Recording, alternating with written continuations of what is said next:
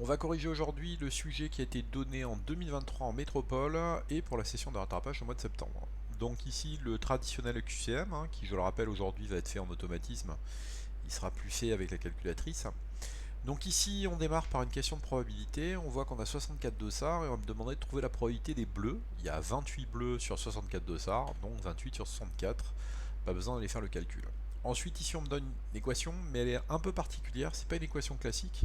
On voit ici qu'on peut faire une croix, donc en fait c'est un produit en croix, 5 fois 8 divisé par 17.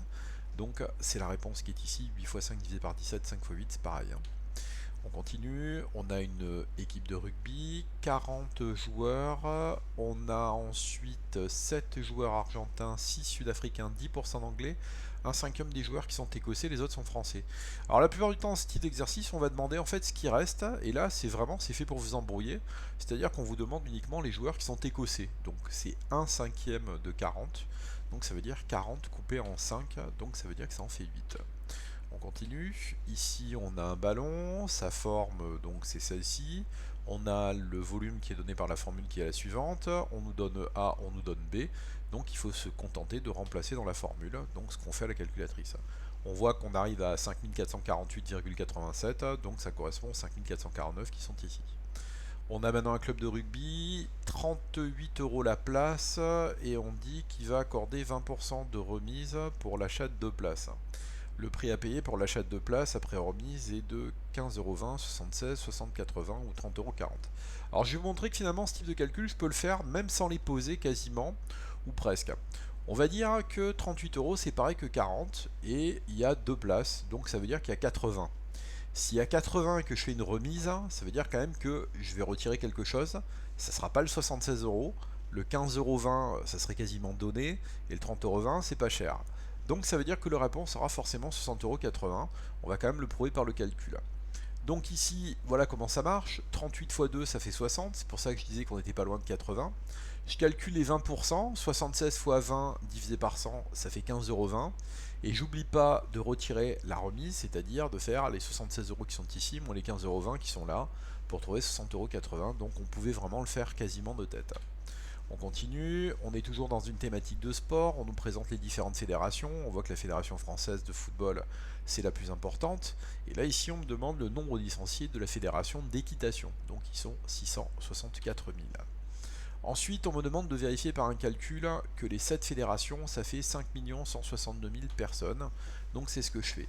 Alors j'insiste là-dessus parce que j'ai souvent des élèves que je qualifie de rebelles pour m'amuser. C'est en fait, ils vont pas trouver le même nombre, mais ils vont dire qu'ils ont raison. Les erreurs dans les sujets de brevet sont extrêmement rares. Donc ce qui veut dire que si à un moment donné il vous demande de trouver 5 162 000, eh ben, il faut que vous trouviez 5 162 000. Et c'est pareil pour le 737 000 qui est en dessous. C'est-à-dire que ici, si je ne trouve pas quelque chose qui s'en rapproche, ça veut dire que je me suis trompé. Donc là, vous voyez ici que j'ai fait de manière exagérée, j'ai mis tous les nombres qui avaient la virgule. C'est qu'en fait, quand on va vous demander, il faut au moins poser le calcul.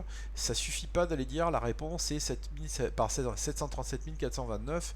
Il faut vraiment poser un calcul et montrer qu'on a trouvé le nombre à la virgule près. Ensuite, calculer le pourcentage de licenciés de la fédération de rugby. Donc c'est toujours sur le même principe, pourcentage produit en croix. Donc ici c'est ce que je fais, je trouve 5,54%. Et enfin, dans cette dernière question, on dit qu'ils veulent passer de 5,54% à 8%.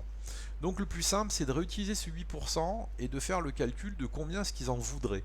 Donc ça veut dire que eux, ils voudraient, en faisant ce produit en croix, 8 fois 5 062 000 divisé par 100, ça veut dire qu'eux, ils en voudraient 412 960.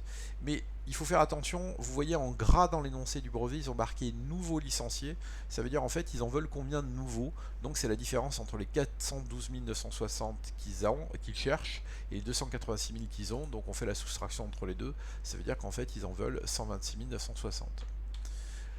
On est maintenant sur un problème classique, on voit directement entreprise A, entreprise B, ça veut dire qu'on va avoir un problème sur les fonctions qui vont être des fonctions affines et linéaires. Calculer le prix en euros de 20 maillots imprimés par l'entreprise A. Ils sont à 80 € le maillot, on fait 80 x 20, ça fait 1600.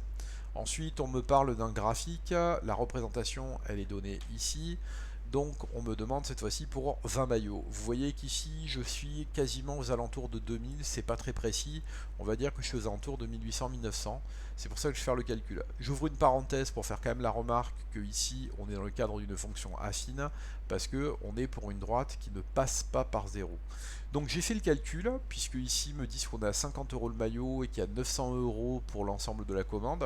Ça fait 1900 €, donc on voit que quand je disais 1800 tout à l'heure, j'étais pas très loin de mon calcul. Ensuite, ici on me demande de dire quel est le tarif le plus avantageux. Ben forcément c'est l'entreprise A, parce que 1600 € c'est moins cher que 1900 €.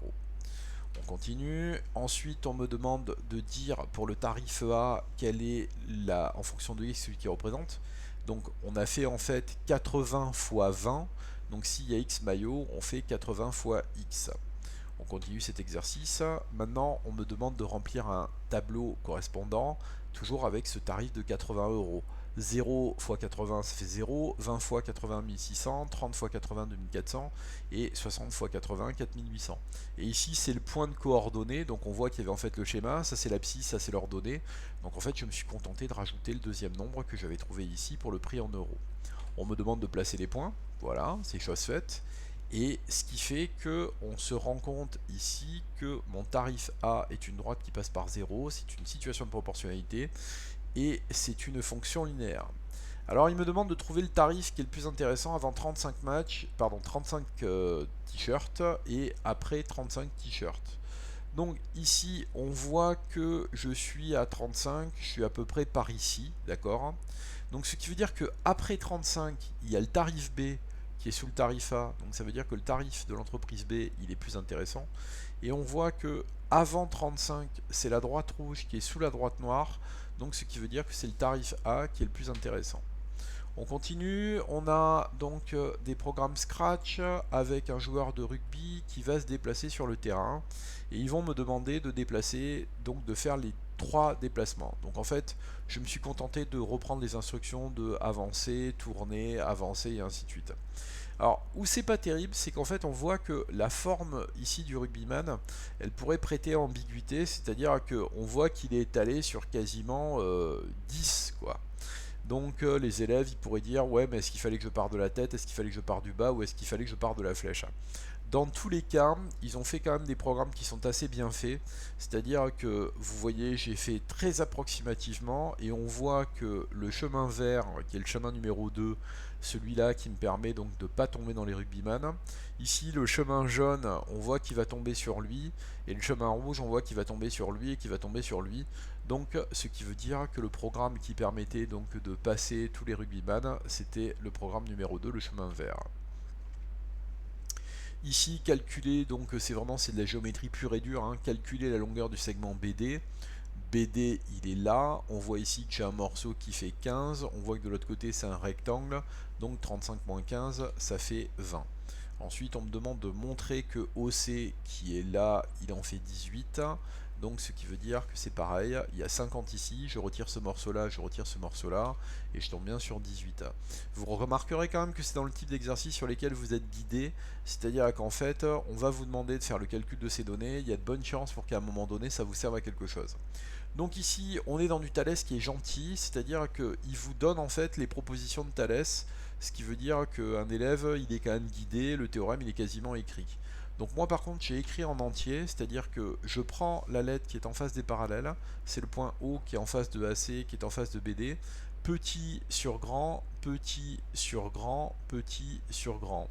Ça veut dire qu'on avait OC sur OD qui est égal à AC sur BD, c'est la bonne réponse. Et là, en fait, c'est ce que je disais tout à l'heure, c'est-à-dire que maintenant, on va faire un calcul de produit en croix. On se rend compte que OC, j'en ai besoin, ils me l'ont fait calculer, il en fait 18. Et je me rends compte que BD, j'en ai besoin parce que il en a besoin pour le calcul du produit en croix. Et il en fait donc ici 20. La seule subtilité qui est ici, c'est pour la longueur qui est OD. Il y a 22 ici, et les 18 qui sont ici, ça fait 40. Les élèves vont avoir tendance à vouloir prendre 22 sans faire attention qu'en fait c'est toute la longueur qui est ici. Donc on fait mon produit en croix et on arrive à 9. Voilà un sujet qui est quand même plutôt facile, aucune difficulté particulière.